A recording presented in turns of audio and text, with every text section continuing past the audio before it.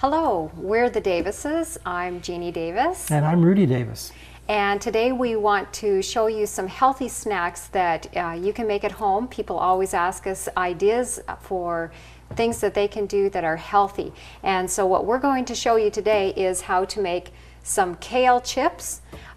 These recipes can also be used with broccoli. You can use the broccoli florets, just cut the stem off the broccoli and use these same dressings, and these are done in the dehydrator.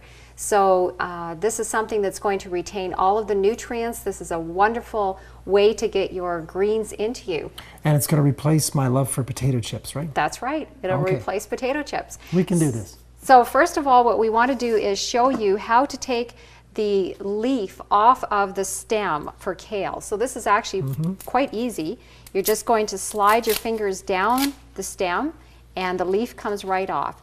And you will notice that this is probably going to be similar. If you watched our previous recipes, we showed how to make a wilted kale. You know, I've never even seen them.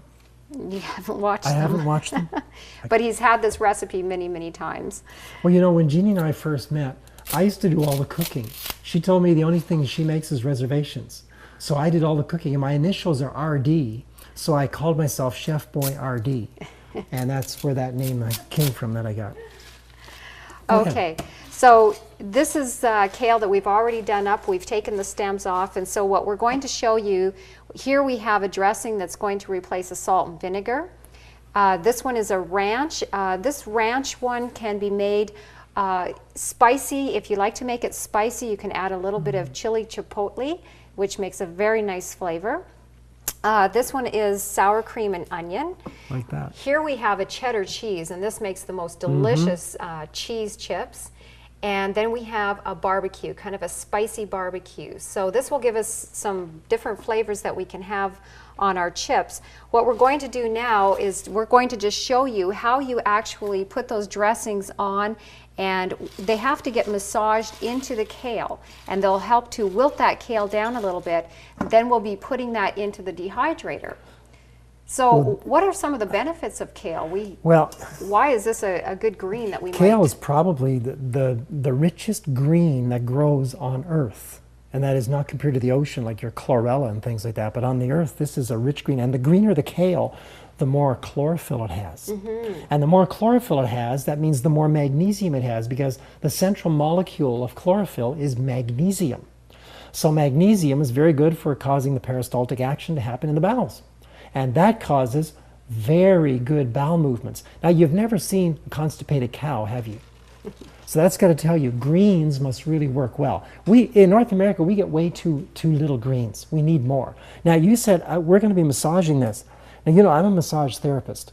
I've never massaged kale before. I've done human beings, but you got to show me something. This is very easy to do. Okay. So what we're going to start with, this is the dressing that's going to replace the salt and vinegar. We're just going to put some of this onto our kale. Now, of course, if you want to do a large bowl, normally when I make these, I do up a large amount, but you'll put a generous amount of the dressing into your dish of kale. And then we're going to massage that in. And well, you're going to do that one. Yeah, I'm going to do this one. I'll do something else here. Okay, so we're going to put some dressing. Maybe let's give you some of the sour cream? Barbecue. Oh, barbecue. This is the barbecue one here. So we're going to put this onto the kale. Now, for those of you that watched our previous recipes where we made the wilted kale salad, you will remember probably from those recipes that when we took the kale leaves, we were actually chopping them, shredding them up. It's called a chiffonade cut, and we were just cutting that, shredding that up.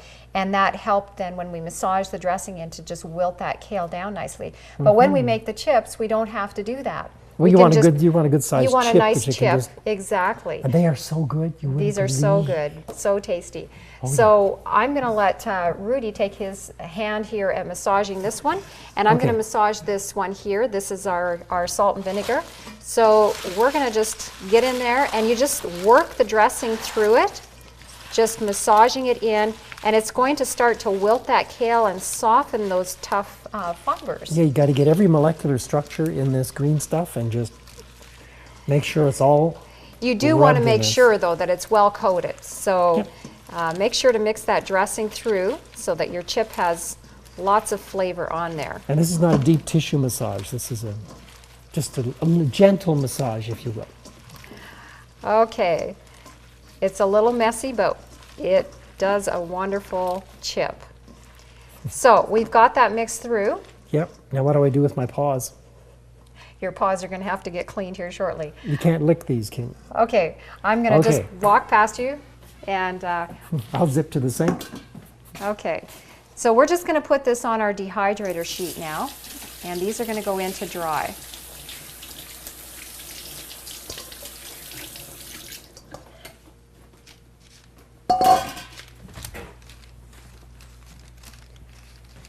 And these are going to dry in the dehydrator. So we'll put both of these on this tray here. They're going to dry in the dehydrator at a temperature of 105 degrees Fahrenheit. So why is that? Well, we want to make sure to dehydrate below 107 so that we retain the enzymes, so that we don't destroy. That's the whole reason that we're trying to do these raw, is we want to keep our enzymes intact in the food. See, I knew that, but I just wanted everybody out there that's watching to understand that. Okay, so here we have a wonderful tray of chips. We're going to put these into the dehydrator. They'll be dehydrating for approximately 12 hours. You can check them. It may vary a little bit wherever you're at. Just check them and see. Whenever they're done, they'll be nice and crispy and very flavorful. I think we should call them potential satiety satisfiers. There you go. There's a new name. Yeah. So we're going to go ahead. We'll just mix up the rest of these chips, and we'll be right back.